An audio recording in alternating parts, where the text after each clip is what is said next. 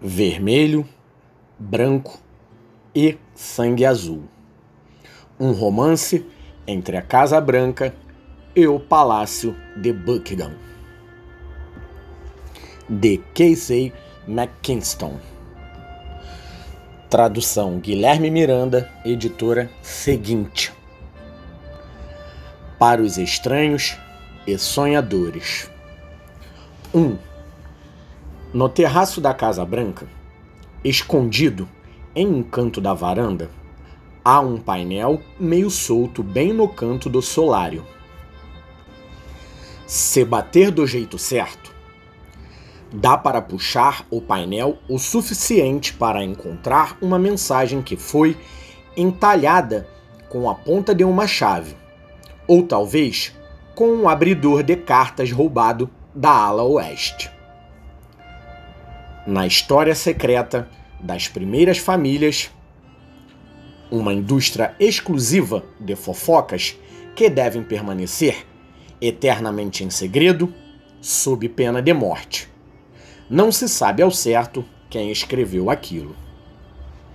A única certeza que as pessoas parecem ter é que só o filho ou a filha de um presidente teria a audácia de vandalizar a Casa Branca. Alguns juram que foi Jack Ford, que tinha discos do Hendrix e um quarto de 2 andares anexo ao terraço para fumar de madrugada. Outros dizem que foi a jovem Lucy Johnson, que prendia o cabelo com uma fita grossa. Não importa. A frase se mantém, um mantra secreto para quem for esperto o bastante para encontrá-la.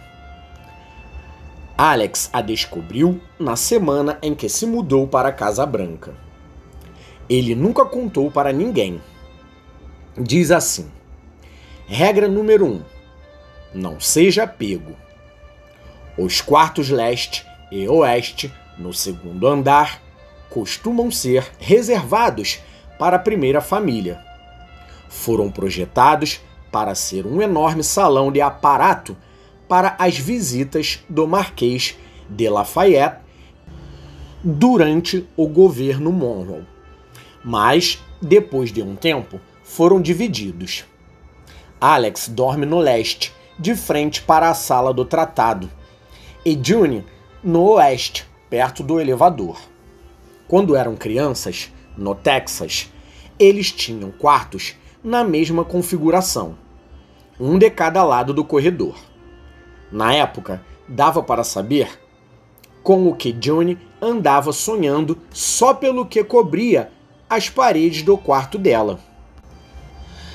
Aos 12, eram pinturas em aquarela.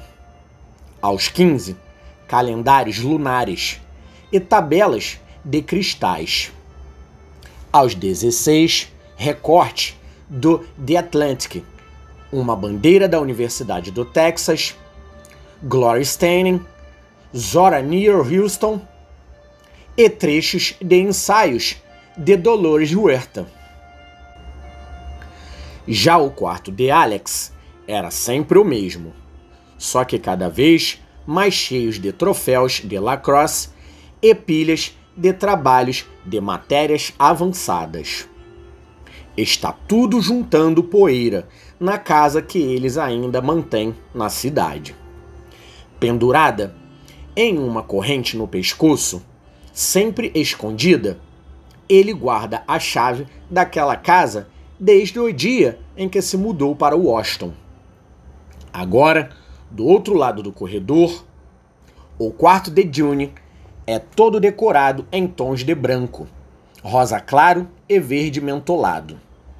Ele foi fotografado pela Vogue e é famoso por ter velhos periódicos de design de interiores dos anos 60, que ela encontrou em alguma das salas de estar da Casa Branca como inspiração. O de Alex pertencera a Caroline Kennedy quando bebê, e depois se tornou o escritório de Nancy Reagan, motivo pelo qual June fez uma purificação energética no cômodo. Ele manteve as ilustrações de natureza em uma linha simétrica sobre o sofá, mas cobriu as paredes cor-de-rosa de Sasha Obama com azul escuro. Pelo menos nas últimas décadas, os filhos do presidente não costumam morar na residência depois dos 18 anos. Mas Alex começou a faculdade em Georgetown, no mesmo mês de janeiro em que sua mãe tomou posse e, pela logística, não fazia sentido dividir os seguranças nem os custos entre a Casa Branca e o apartamento em que ele iria morar. June veio no mesmo ano, recém-formada na Universidade do Texas. Ela nunca disse, mas Alex sabe que ela se mudou para ficar de olho nele. June sabe melhor do que ninguém que ele adora estar tão perto da ação e, mais de uma vez, chegou a arrancá-lo à força da ala oeste. Dentro do quarto, ele pôde sentar e escutar Howie Oates na vitrola do canto, sem que ninguém o ouça controlando Hit Girl, como seu pai fazia. Pode usar os óculos, que sempre finge não precisar para ler. Pode fazer todos os guias de estudo detalhados e cheios de post-its coloridos que quiser. Ele não vai se tornar o congressista mais jovem a ser eleito na história moderna se não fizer por merecer, mas ninguém precisa saber o quanto ele se esforça para isso. Senão, seu status de sex symbol cairá por terra. Ei, diz uma voz à porta. Ele ergue o olhar do laptop e vê June entrando no quarto, carregando dois iPhones, uma pilha de revistas embaixo do braço e um prato na mão. Ela fecha a porta com o pé. O que você roubou hoje? Alex pergunta, afastando a pilha de papéis para ela sentar na cama.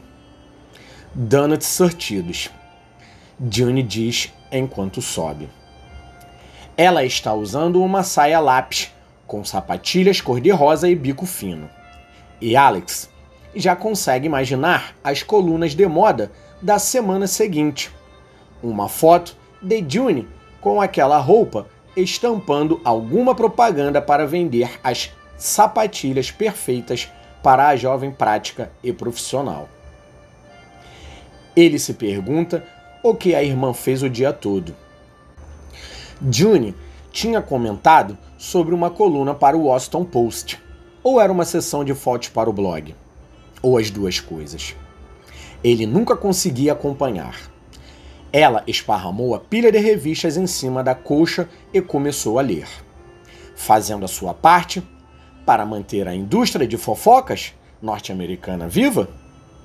É para isso que serve o meu diploma de jornalismo, June diz. O que tem de bom essa semana? Alex pergunta, pegando um donut. Vejamos, June diz. A Intout diz que estou namorando um modelo francês? Sério? Quem me dera. Ela folheia algumas páginas. Ah, falaram que você fez clareamento anal. É verdade. Alex diz com a boca cheia de chocolate com granulado. Imaginei, June diz, sem erguer os olhos. Depois de folhear quase a revista inteira, ela a enfia debaixo da pilha e passa para People. Ela a folheia distraidamente. Afinal, a People só escreve o que os assessores dela mandam. Não tem graça. Não tem muita coisa sobre a gente essa semana. Ah, sou uma dica nas palavras cruzadas. Acompanhar a cobertura dos tabloides é um passatempo de June, que às vezes diverte e às vezes irrita a mãe dos dois. E Alex é narcisista o bastante para deixar a irmã ler os destaques para ele. Geralmente, são pura invenção ou frases prontas escritas pela assessoria de imprensa da família, mas às vezes ajudam a desviar os rumores estranhos e especialmente maldosos.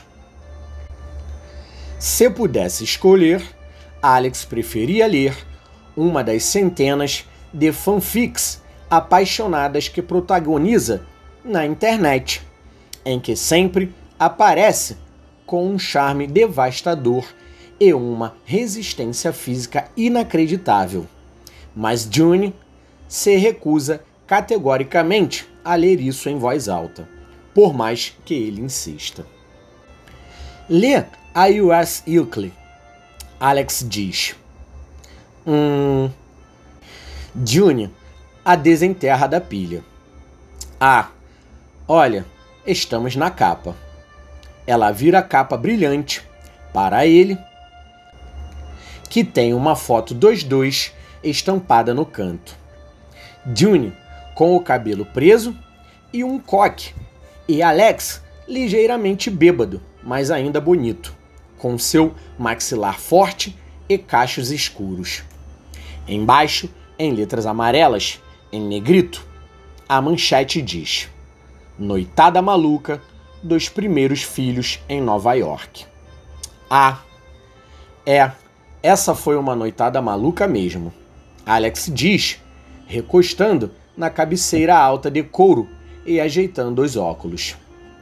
Nada mais sexy do que ser os palestrantes principais de uma conferência sobre emissões de carbono e passar 1h30 comendo salgadinho de camarão e ouvindo discursos.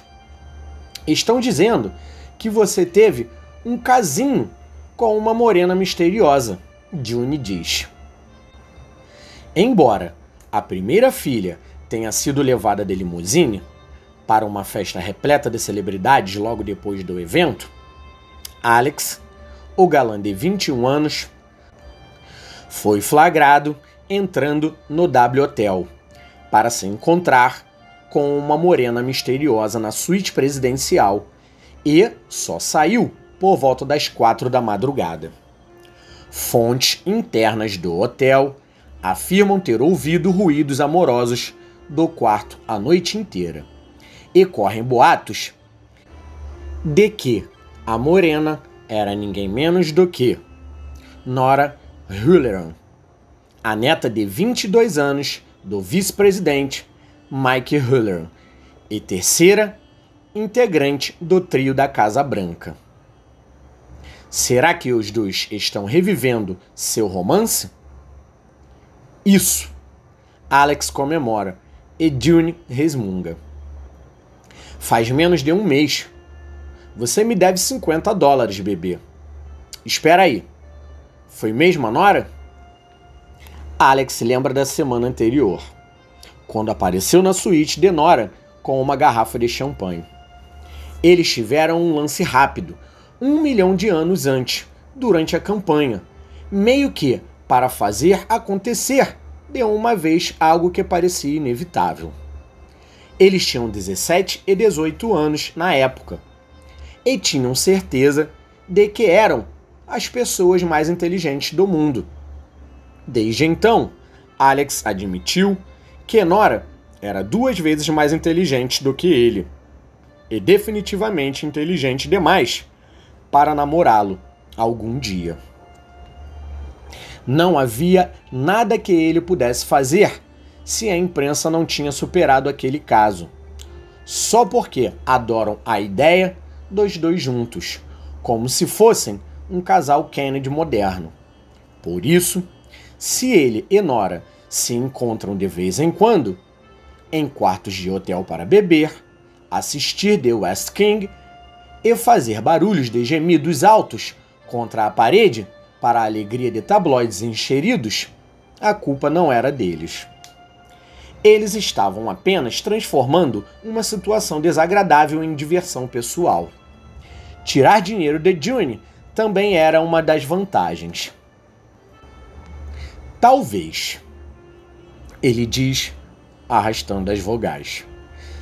June bate nele com a revista como se ele fosse uma barata especialmente nojenta. Você está roubando, babaca. Aposta é aposta. Combinamos que você me daria $50 se aparecesse um boato novo em menos de um mês. Aceito o PayPal.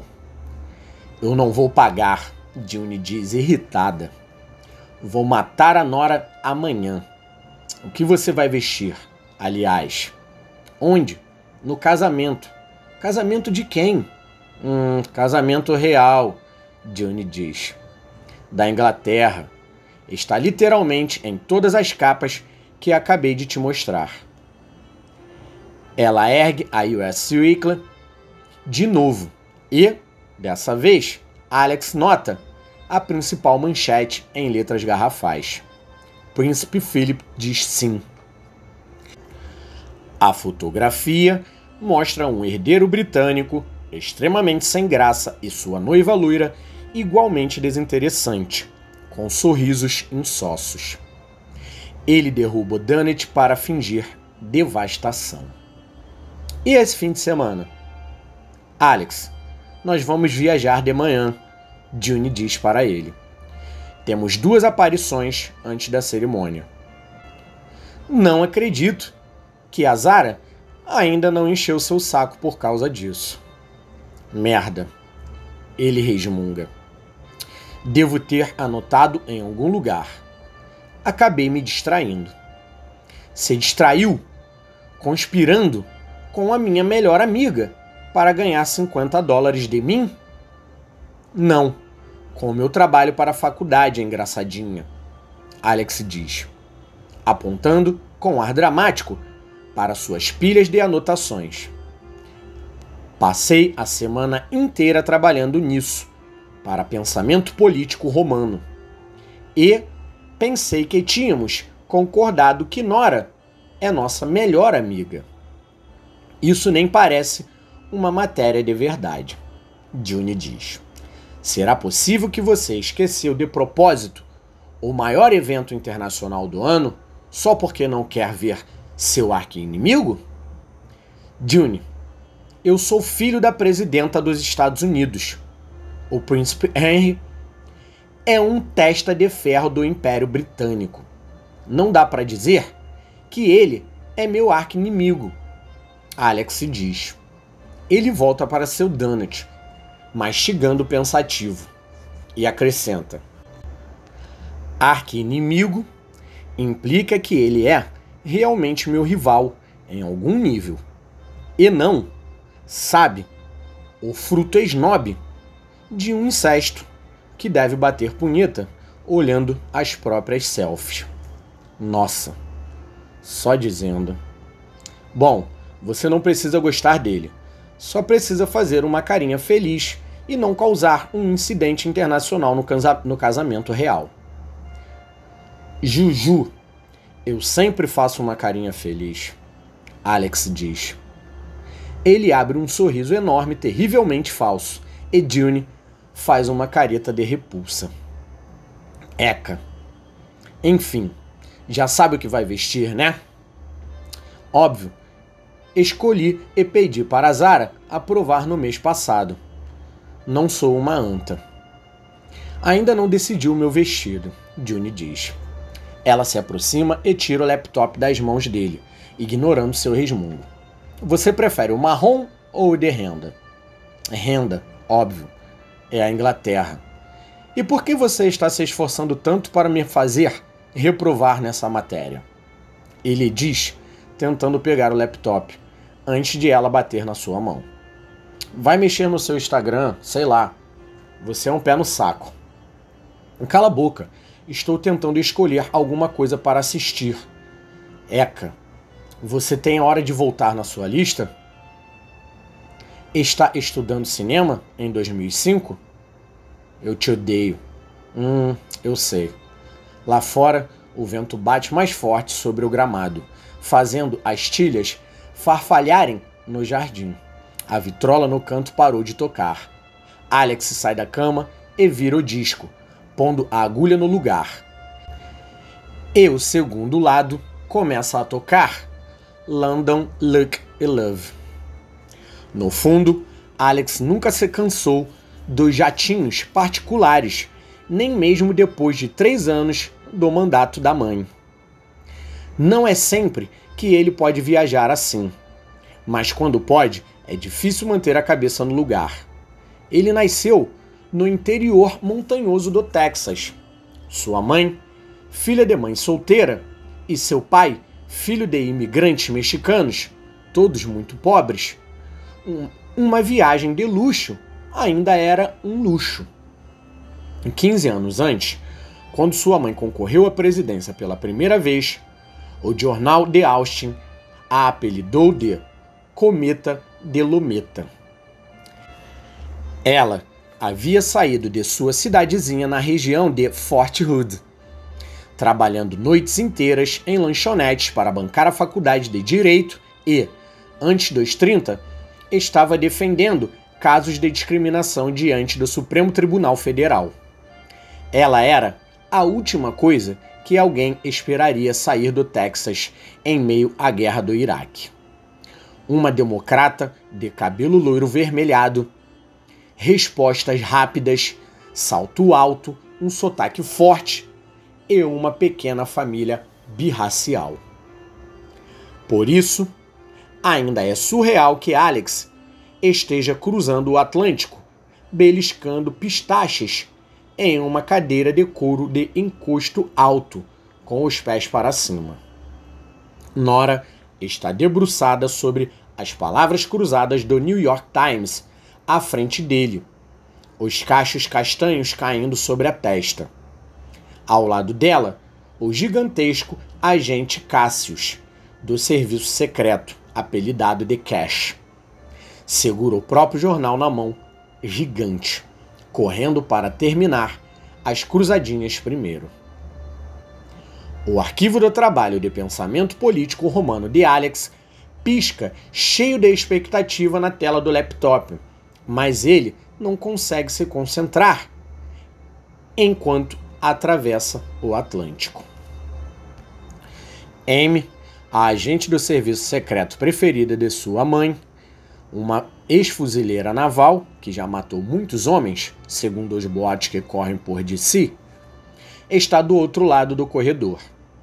Ela está tranquilamente bordando flores em um guardanapo, ao lado de uma caixa de materiais de artesanato feita de titânio e à prova de balas. Alex já a viu perfurar o joelho de uma pessoa com uma agulha de bordado muito parecida com aquela. June está ao lado dele, apoiada em um cotovelo, com a cara enfiada na edição da People, que, sabe-se lá, por que trouxe com eles. Ela sempre escolhe os materiais de leitura mais bizarros para os voos. Na última vez, era um guia antigo de conversação em cantonês. Antes, a morte vem buscar o arcebispo. O que você está lendo aí agora? Alex pergunta. Ela vira a revista para ele, vê a matéria de 2 páginas intitulada Loucura do Casamento Real. Alex solta um grunhido. É definitivamente pior do que Villa Carter. Que foi? Ela diz. Quero estar preparada para o meu primeiro casamento real. Você já foi para uma festa de formatura, Alex diz. É só imaginar isso. Só que no inferno. Mas você tem que ser muito gentil o tempo todo. Dá para acreditar que gastam $75 mil só no bolo? Que deprimente. E parece que o príncipe Henry vai sozinho para o casamento e todo mundo está pirando. Diz aqui, ela faz um sotaque britânico cômico. Segundo rumores, saindo com uma herdeira belga no mês passado. Mas agora, aqueles que acompanham a vida amorosa do príncipe estão sem saber o que pensar. Alex bufa. É inacreditável como milhares de pessoas acompanham a vida amorosa incrivelmente sem graça dos irmãos da realeza. Ele até entende que as pessoas liguem para onde ele enfia a língua. Pelo menos, ele tem personalidade. Vai ver, a população feminina da Europa finalmente se deu conta que ele é tão atraente quanto um novelo de lã encharcado. Alex sugere. Nora abaixa as palavras cruzadas. Cassius olha para o lado e solta um palavrão ao ver que ela terminou primeiro. Você vai dançar com ele, então? Alex revira os olhos e se imagina rodando pelo salão de baile enquanto Henry fala vários nadas sobre cricket e caça de raposa em seu ouvido. Pensar nisso lhe dá ânsia de vômito. Até parece. Nora diz. Você ficou vermelhinho. Escuta, Alex diz. Casamentos reais são um lixo. Os príncipes que fazem casamentos reais são um lixo. O imperialismo, que permite que príncipes existam, é um lixo. É um lixo sem fim. Mas que belo discurso, June diz. Você sabe que os Estados Unidos também são um império genocida, né? Sei, June, mas pelo menos temos a decência de não manter a monarquia viva. Alex diz, jogando uma pistache nela.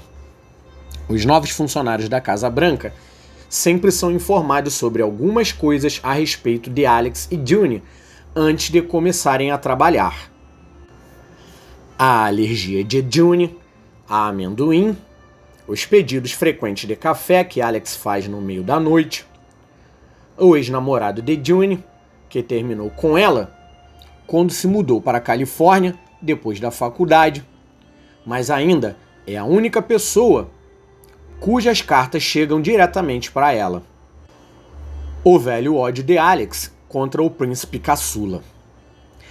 Não é nem ódio, na verdade, nem uma rivalidade. É uma birra incômoda e inquietante. Faz as palmas das mãos dele suarem. Os tabloides, o mundo, decidiram alencar Alex como o equivalente americano ao príncipe Henry desde o primeiro dia, visto que o trio da Casa Branca é a coisa mais próxima que os Estados Unidos têm da realeza. Nunca pareceu justo. A imagem de Alex é puro carisma, inteligência e humor cínico. Entrevistas reflexivas na capa da GQ. Aos 18 anos, a de Henry é composta de sorrisos plácidos, cavalheirismo cortês e aparições genéricas de caridade. Uma tela perfeitamente em branco de príncipe encantado. Na opinião de Alex, Henry tem um papel muito mais fácil de representar. Tá, talvez tecnicamente seja uma rivalidade. Tá, inteligentona, ele diz. Quais são os números aqui? Nora sorri. Bom, ela finge pensar profundamente no assunto. Avaliação de risco. Se o primeiro filho não se cuidar, vai resultar em mais de 500 mortes de civis. 98% da chance de o príncipe Henry estar gato. 78% de chance de Alex ser banido do Reino Unido para sempre. Melhor do que eu imaginava, June comenta. Alex ri e o avião segue caminho. Londres é um verdadeiro espetáculo. Multidões lotam as ruas em frente ao Palácio de Buckingham. E a cidade inteira tem corpos envoltos em bandeiras do Reino Unido, acenando bandeirinhas menores. Há lembranças comemorativas do casamento real por todo lado. O rosto do príncipe Philip e de sua noiva estampados em tudo, de barras de chocolate a roupas íntimas. Alex quase não consegue acreditar que tanta gente se anime dessa forma com algo completamente idiota. Ele tem certeza que não vai parecer tanta gente quando ele ou June se casarem um dia. Tampouco queria algo assim. A cerimônia em si parece durar uma eternidade, mas até que é bonita. Não é que Alex não curta esse lance de amor ou não veja graça em casamentos. É que Marta é uma filha perfeitamente respeitável da nobreza. E Philip é um príncipe. É tão sexy quanto uma transação comercial. Nada de paixão, nada de drama. Alex prefere as histórias de amor shakespearianas. Parece que leva anos até ele estar sentado em uma mesa entre June e Nora dentro do salão do baile do Palácio de Buckingham, já se sentindo um pouco irresponsável de tão irritado. Nora passa uma taça de champanhe para ele. Ele a aceita com gratidão. Algum de vocês sabe o que é um visconde? June diz, entre uma mordida e outra de um sanduíche de pepino.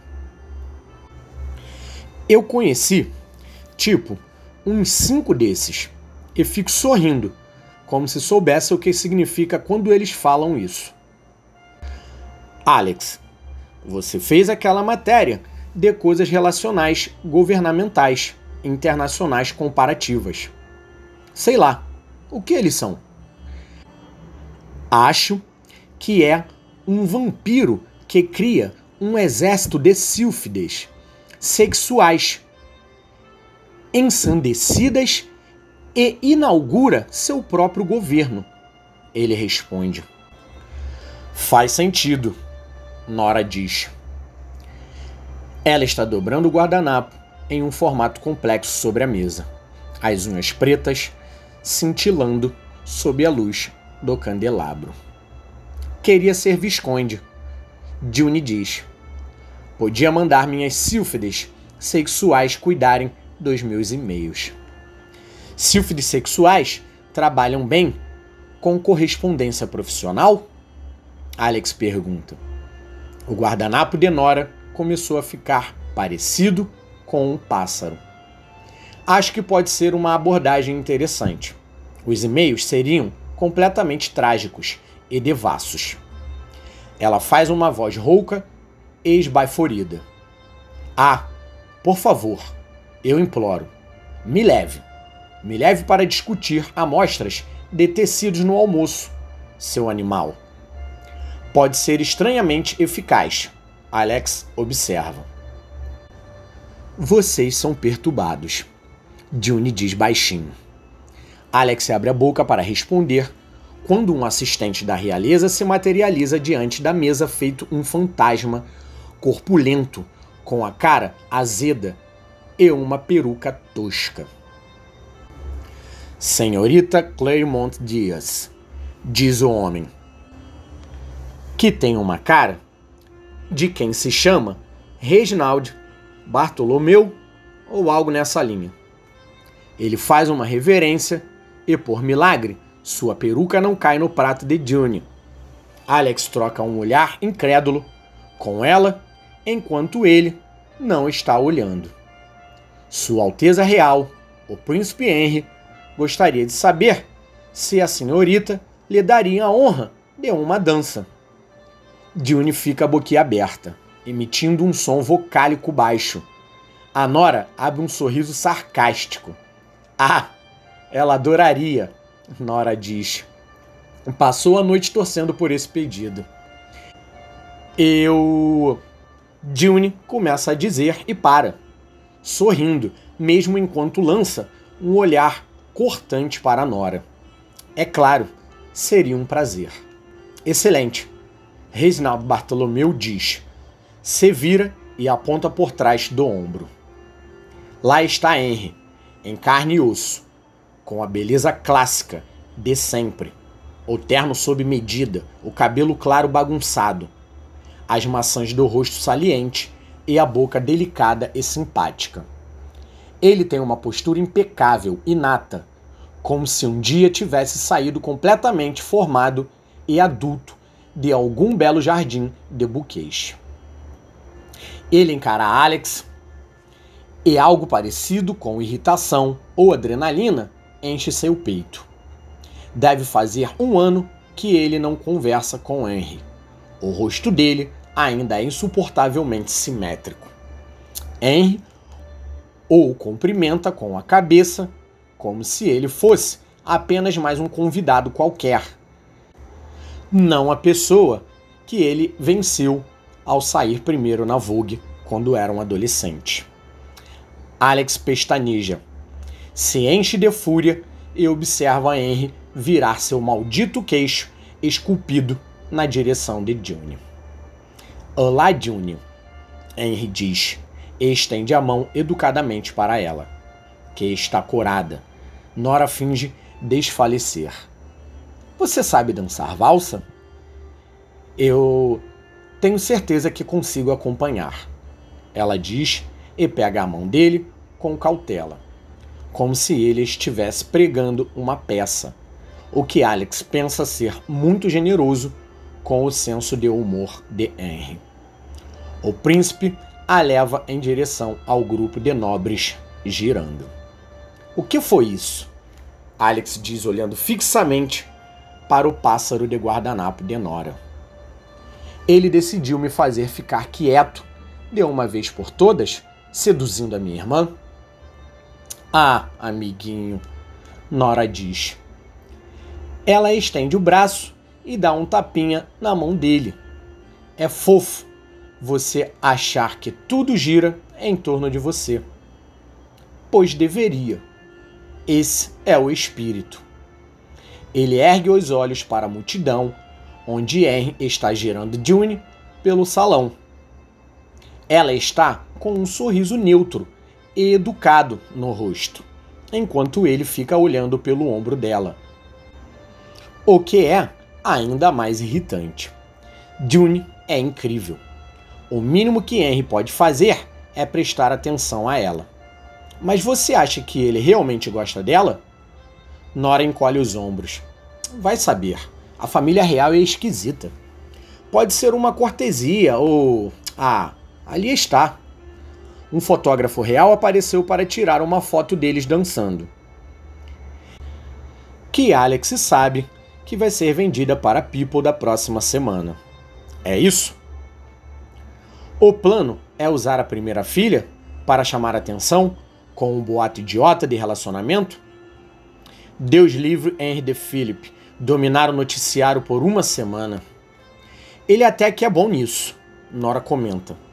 Alex chama um garçom e decide passar o resto da festa ficando sistematicamente bêbado. Alex nunca contou, nem nunca vai contar para ninguém, mas viu Henry pela primeira vez quando tinha 12 anos. Ele só pensa nisso quando está bêbado.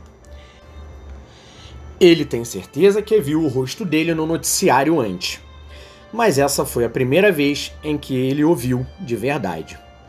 June tinha acabado de fazer 15 anos e gastou parte do dinheiro que ganhou com a edição de uma revista adolescente de cores ofuscantes. O amor dela por tabloides cafonas começou cedo. No centro da revista havia mini pôsteres que dava para tirar e colar dentro do armário. Se você tomasse cuidado e erguesse os grampos com a unha, era possível tirá-los sem rasgar. Um deles, bem no meio, era a foto de um menino. Ele tinha o cabelo cheio e dourado, grandes olhos azuis, um sorriso doce e um bastão de cricket apoiado no ombro. Devia ser uma foto espontânea, porque não tinha como aquela confiança alegre e ensolarada ser posada. No canto inferior da página, em letras azuis e rosa, Príncipe Henry. Alex ainda não sabia dizer o que exatamente o fazia voltar, mas ele entrava escondido no quarto de June, encontrava a página e passava a ponta dos dedos no cabelo do garoto, como se pudesse sentir sua textura. Quanto mais seus pais subiam na carreira política, mais ele começava a se conformar com o fato de que o mundo logo saberia quem ele era. Nessa época, ele às vezes pensava no retrato e tentava canalizar um pouco da confiança tranquila do príncipe Henry. Ele também tinha considerado erguer os grampos com os dedos para tirar a foto e guardá-la no quarto dele, mas nunca chegou a fazer isso. Suas unhas eram curtas demais. Os grampos eram feitos para unhas grandes, como os da June. Mas então chegou o dia em que ele conheceu Henry. Ou chegaram as primeiras palavras frias e distantes que Henry disse para ele. E Alex constatou que tinha entendido tudo errado, que o menino lindo e sincero da foto não era de verdade. O verdadeiro Henry era bonito, distante, sem graça e fechado. Essa pessoa a quem os tabloides o comparavam sem parar com quem ele mesmo se comparava, se achava melhor do que Alex e do que todos os outros, Alex não conseguia acreditar que algum dia quis ser como ele. Alex continua bebendo e alternando entre pensar nisso e se forçar a não pensar nisso, desaparecendo na multidão e dançando com herdeiras europeias para esquecer. Ele está rodopiando com alguém quando avista uma figura solitária perto do bolo e da fonte de champanhe. É o príncipe Henry de novo, com uma taça na mão, observando o príncipe Philip e sua noiva rodando no salão de baile. Ele tem aquela cara cortês, odiosa, de desinteresse, como se tivesse mais o que fazer da vida do que estar parado ali. Alex não resiste ao impulso de provocá-lo. Ele abre caminho pela multidão, pega uma taça de vinho, dê uma bandeja no caminho e toma metade de uma vez. Quando for seu casamento, Alex diz, chegando ao lado dele, é melhor contratar 2 fontes de champanhe em vez de uma só. Dá vergonha a ir a um casamento com só uma dessas. Alex, Henry diz, com aquele sotaque insuportavelmente esnobe. De perto, o colete dele, sob o paletó, é de um tom dourado, exuberante, e deve ter 1 milhão de botões. É horrível. Estava me perguntando se teria esse prazer. Parece que é seu dia de sorte, Alex diz, sorrindo. Realmente é uma ocasião histórica. Henry concorda. Até o sorriso branco dele é radiante e imaculado, pronto para ser impresso em dinheiro. O mais irritante de tudo é que Alex sabe que Henry também o odeia, e ele deve odiar. Os dois são antagonistas, mútuos naturais, mas se recusa a ser sincero em relação a isso. No fundo, Alex sabe que política envolve ser simpático com pessoas que você odeia. Mas ele queria que uma vez, uma que fosse, Henry agisse como um ser humano de verdade, em vez de um brinquedo de corda reluzente vendido em uma loja de presentes do palácio. Ele é perfeito demais. Alex tem vontade de provocar. Você nunca se cansa? Alex diz. De fingir que é melhor que isso tudo? Henry se vira e o encara. Não sei se entendi o que você quer dizer. Tipo, você fica lá, fazendo os fotógrafos te seguirem, passeando como se odiasse toda essa atenção. O que visivelmente não é verdade, já que chamou bem a minha irmã para dançar. Alex diz. Você age como se fosse importante demais para estar em qualquer lugar. Sempre. Não cansa? Eu sou um pouco mais complicado que isso. Henry arrisca. Ah, tá bom. Ah, Henry diz, estreitando os olhos. Você está bêbado. Só uma sugestão, Alex diz, pousando o cotovelo com intimidade excessiva no ombro de Henry. O que não é tão fácil quando ele gostaria, porque Henry é uns 10 centímetros irritante mais alto que ele. Você podia fingir que está se divertindo, de vez em quando. Henry ri com pesar. Acho que talvez seja melhor você tomar uma água, Alex. É mesmo? Alex pergunta. Ele deixa de lado o pensamento de que talvez tenha sido o vinho que lhe deu coragem para puxar papo com Henry, e finge o olhar mais recatado e angelical que consegue. Estou te ofendendo?